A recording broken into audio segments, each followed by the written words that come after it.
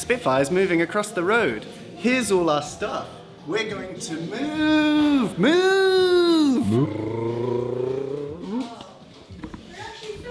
Yeah, this is for Christian. This is vlog. Huh? Joshua, how'd you make 100 rows yellow? Okay, it does need explaining. So, Christian, this is the final night at Spitfire Unit 8A.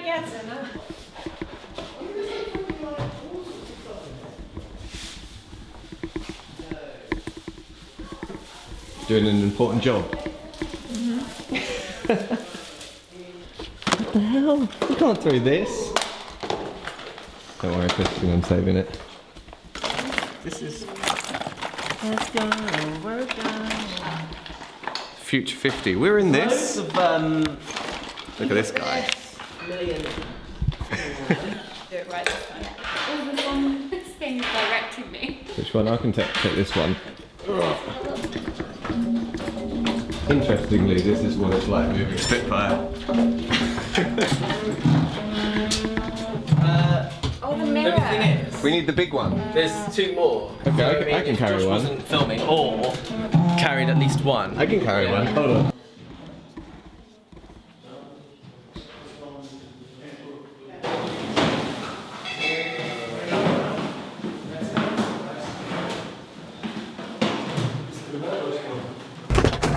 Thank you, cheers. Today is a really big day. About 11 years ago, two blokes met in a pub in Soho, the Endurance. It's not there anymore.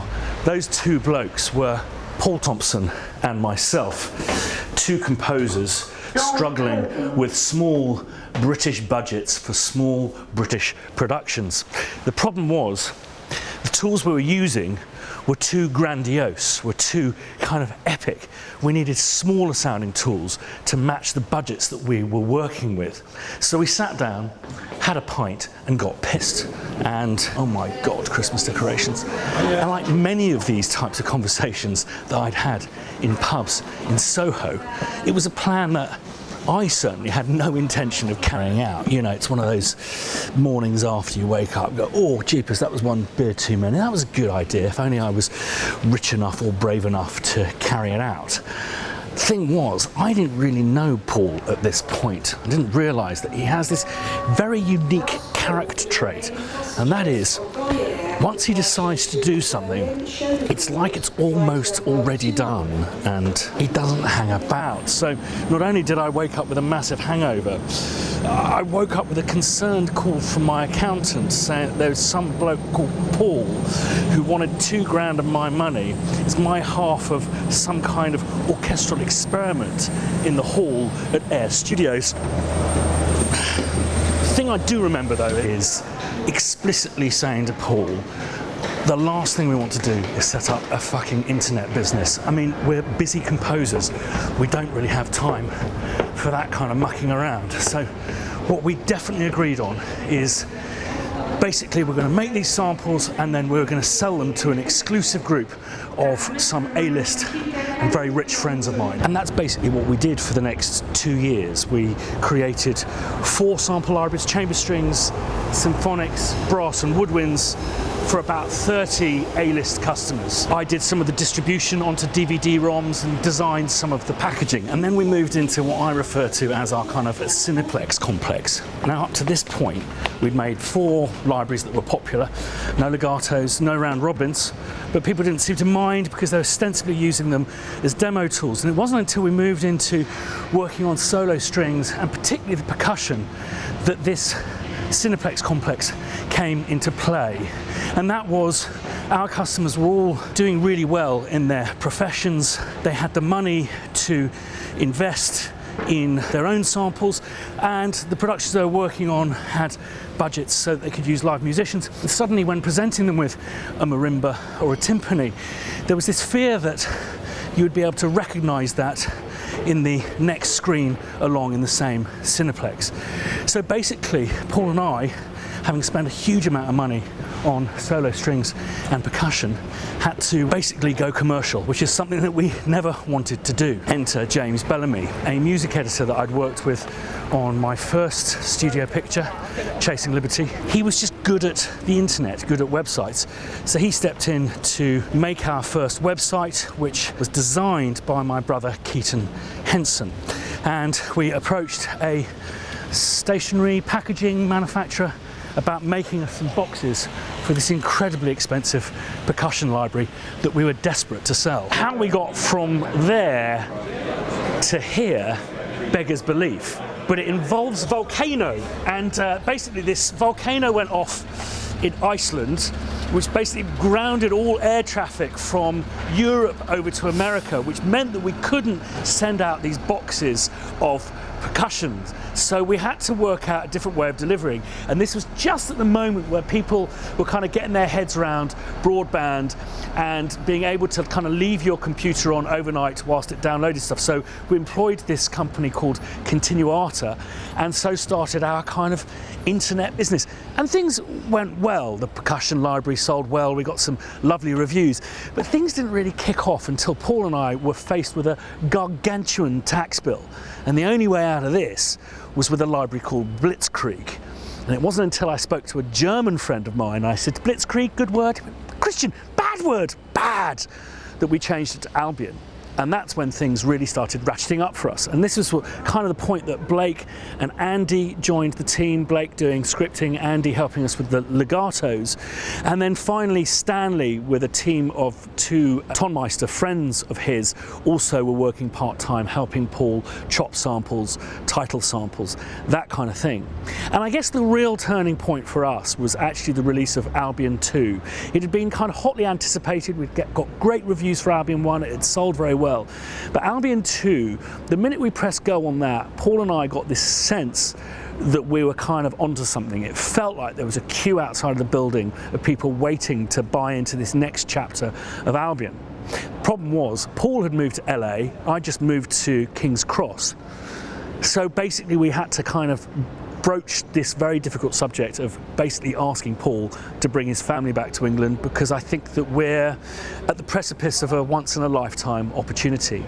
And that's when we decided to make Spitfire 2.0, to take a building in Tileyard Studios just behind me and start employing full-timers. So this was 2013 September. And I think something very interesting about 2013 is, I'll link below, there's basically a bunch of very coarsely made YouTube videos of us building the HQ. Our subscribership to the YouTube channel was just over 1,000. First on our payroll was a girl called Jess, who basically for the first few months of our HQ was just on her own in this enormous office building.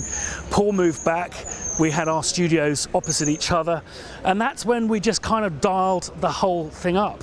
Started basically releasing on average one library every 6 weeks. We also did the labs thing, and during this period we partnered up with Hans Zimmer.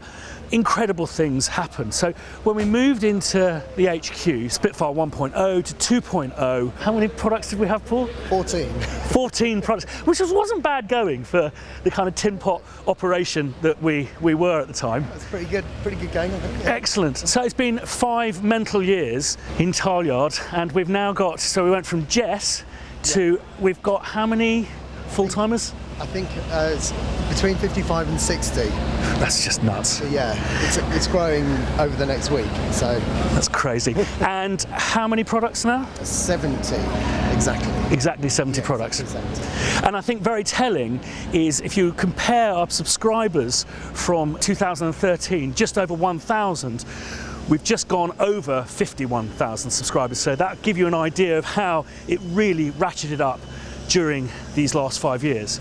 Today is a big day because we're entering a new phase, Spitfire 3.0. New people moving in, 2.0. Excellent, very good indeed. Well, Oh man, it's terrifying. Look at this. Thank you. Look at this. Oh, how cool.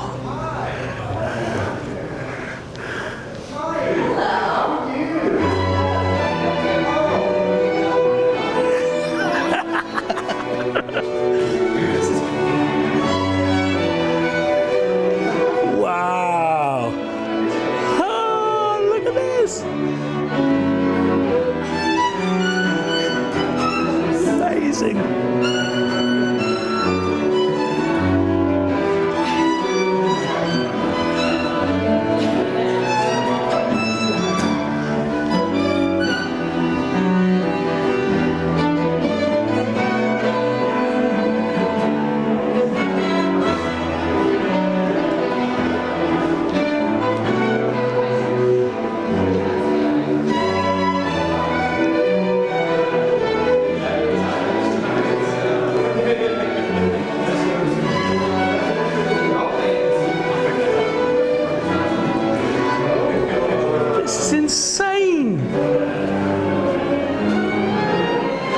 So I am having what I think commonly known as a cognitive dissonance.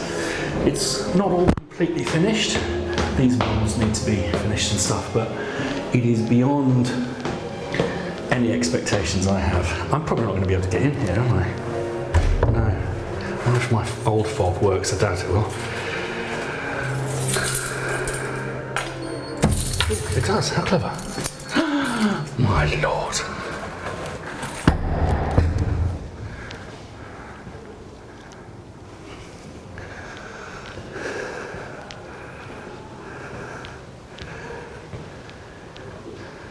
Temporary furniture for Paul and I for now.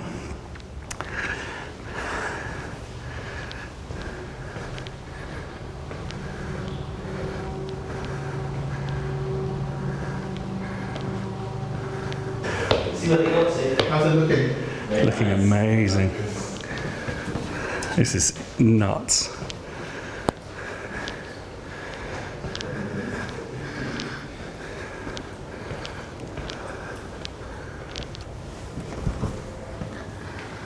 Two, 1, 2. Ooh, tight. I think this is almost.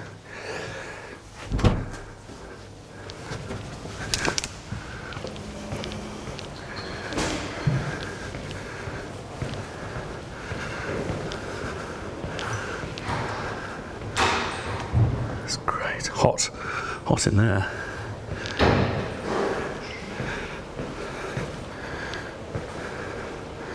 Stanley. Dev zone. Wow. Man, this is insane.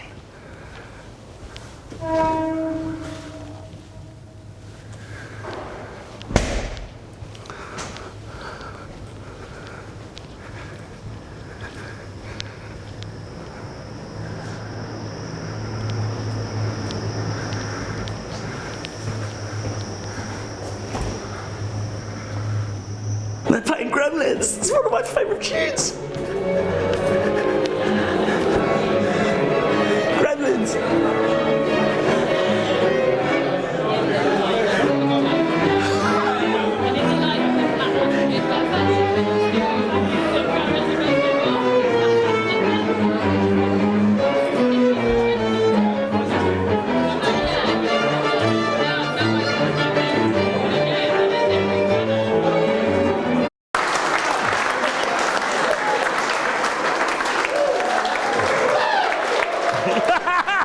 It's my first time in Paul and Mai's little office.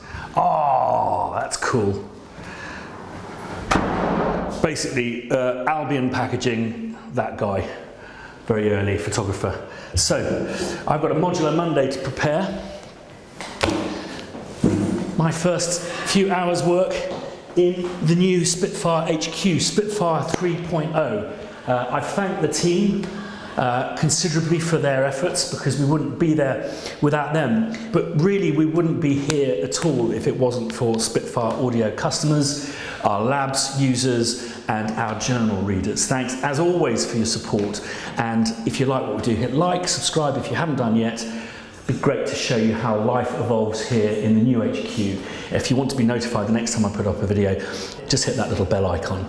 See you next time. Bye-bye. New phase, Spitfire 3.0. Fuck my elbows, Jesus.